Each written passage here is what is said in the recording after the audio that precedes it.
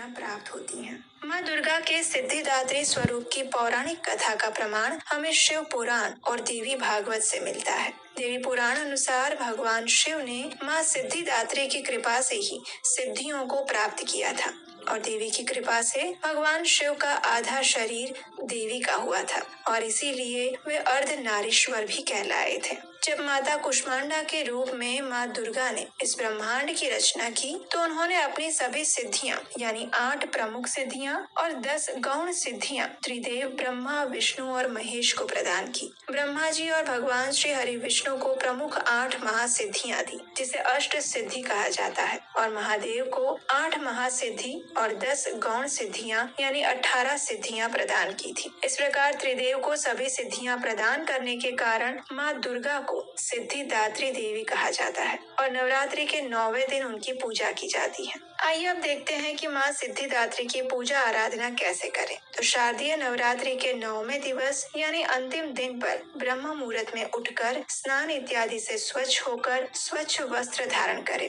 गंगा जल या गौमूत्र से घर को शुद्ध करें। अब कलश पूजन करें, देवी सिद्धिदात्री का ध्यान करें, माँ का सिंदूर, अक्षत, रोली, श्वेत पुष्प इत्यादि से पूजन करें। उसके बाद सफेद रंग के वस्त्र अर्पित करें। अब माँ के समक्ष धूप दीप प्रज्वलित करें, उन्हें मिष्ठान पंचमेवा फल अर्पित करें। माता सिद्धिदात्री को प्रसाद, नवरस युक्त भोजन, 9 प्रकार के पुष्प और 9 प्रकार के फल अर्पित करने चाहिए। फिर माँ सिद्धिदात्री की आरती और स्तुति करें। इस दिन माँ सिद्धिदात्री को मौसमी फल, चना, पुड़ी, खीर, नारियल, हलवे इत्यादि का भोग अर्पित किया जा सकता है। कहते हैं कि माँ को इन चीजों का भोग लगाने से वे प्रसन्न होती हैं। इस दिन माता सिद्धिदात्री का अधिक से अधिक ध्यान करना चाहिए और ओम देवी सिद्धिदात्री नमः इस मंत्र के द्वारा माँ सिद्धिदात्री का जप करना चाहिए। अब कई भक्त नवमी के दिन भी कन्या पूजन करते हैं, तो अगर आपके घर में भी नवमी के दिन कन्या पूजन किया जाता है तो इस दिन आप देवी दुर्गा के स्वरूप कन्या पूजन कर सकते हैं। कन्या पूजन के विस्तृत विधि, उसके पीछे का वैज्ञानिक कारण, पौराणिक कथा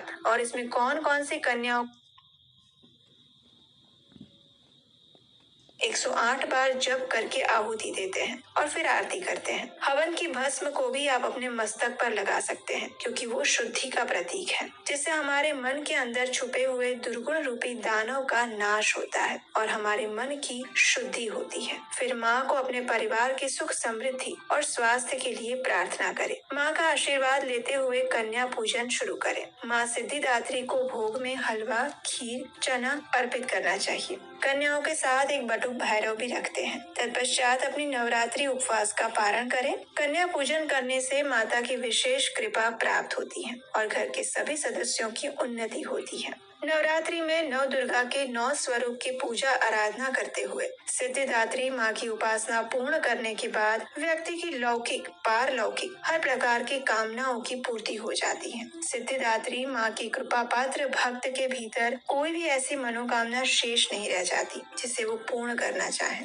वो सभी सांसारिक इच्छाओं, आवश्यकताओं से ऊपर उठकर मानसिक रूप से माँ भगवती के दिव्य लोकों में विचरण करता हुआ असीम कृपा प्राप्त कर लेता है। इस परम पद को पाने के बाद उसे अन्य किसी भी वस्तु की अभिलाषा नहीं रह जाती। माँ दुर्गा के 9 स्वरूप जिनकी नवरात्रि के 9 दिनों में पूजा आराधना की जाती है, वही माँ भगवती सर्व प्रकार का मंगल प्रदान करने वाली मंगल स्वरूपा और मंगलमयी है। सबका कल्याण करने वाली शिवा यानी शिव की शक्ति है। वे जगत जननी है, वही जगत की उत्पत्ति, स्थिति और संहार की शक्ति भूत है। जब हम सृष्टि की रचना की बात करते हैं तो सबसे पहले हमें ये समझना चाहिए कि आध्यात्मिक जगत और भौतिक जगत, इन दोनों के अंदर संपूर्ण रचना समाविष्ट है। आध्यात्मिक जगत भगवान श्री कृष्ण का नित्य धाम है जहाँ वे अपने भक्तों के साथ रहते हैं। भौतिक जगत प्रकृति के 3 गुणों के अंतर्गत आने वाला ऐसा स्थान है जहाँ बद्ध जीवात्माएं वास करती हैं।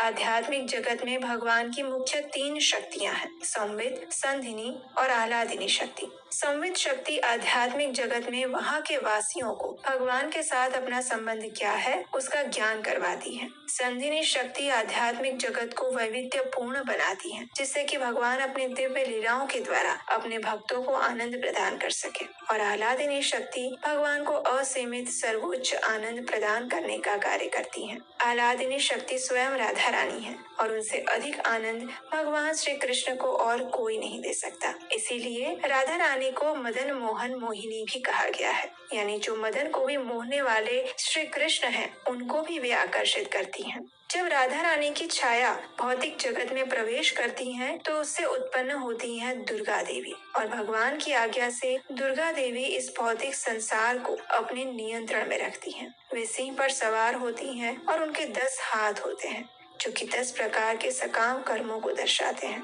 वे अपने इन हाथों में 20 आयुष धारण करती हैं और उनके एक हाथ में उन्होंने सर्प धारण किया हुआ है जो कि सदैव नष्ट हो रहे काल को दर्शाता है। चलिए अब देखते हैं कि दुर्गा देवी आखिर कार्य कौन सा करती हैं।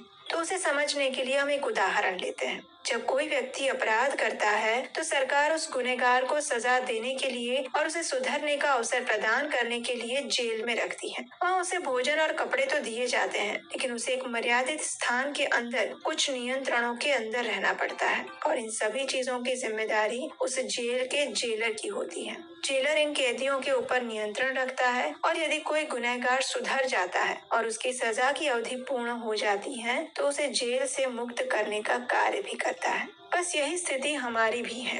वास्तव में इस भौतिक संसार को दुर्ग यानी किला कहा गया है। भगवान के साथ अपने वास्तविक संबंध को भूलकर हम इस भौतिक संसार रूपी जेल में आ गिरे हैं, जहाँ हमें अपनी जरूरतों को पूर्ण करने के लिए प्राथमिक सुविधाएं तो मिल रही हैं, लेकिन सभी जीवात्माएं भौतिक प्रकृति के 3 गुण रूपी बेड़ियों में बंधी हुई है और इस भौतिक जगत रूपी दुर्ग की अध्यक्षा या जेलर है दुर्गा देवी, जो कि अपने त्रिशूल के माध्यम से इन बद्ध जीवात्माओं को नियंत्रित करती हैं। दुर्गा देवी का त्रिशूल 3 प्रकार के भौतिक कष्टों को दर्शाता है, यानी आधि दैविक, आधि भौतिक और आधि आत्मिक। इस त्रिशूल के माध्यम से हमें कष्ट पहुंचाकर दुर्गा देवी ये समझाना चाहती हैं कि ये भौतिक संसार हमारा वास्तविक घर नहीं है, इसलिए हमें भगवान की शरण में जाकर अपने वास्तविक घर भगवत धाम वापस जाना चाहिए। लेकिन कुछ जीवात्माएं ऐसी भी होती हैं जो इस भौतिक संसार में इतने कष्ट भोगने के बाद भी इंद्रिय सुख भोगना चाहती हैं और अपनी स्वतंत्र इच्छा का दुरुपयोग करना चाहती हैं। ऐसे जीवों के लिए दुर्गा देवी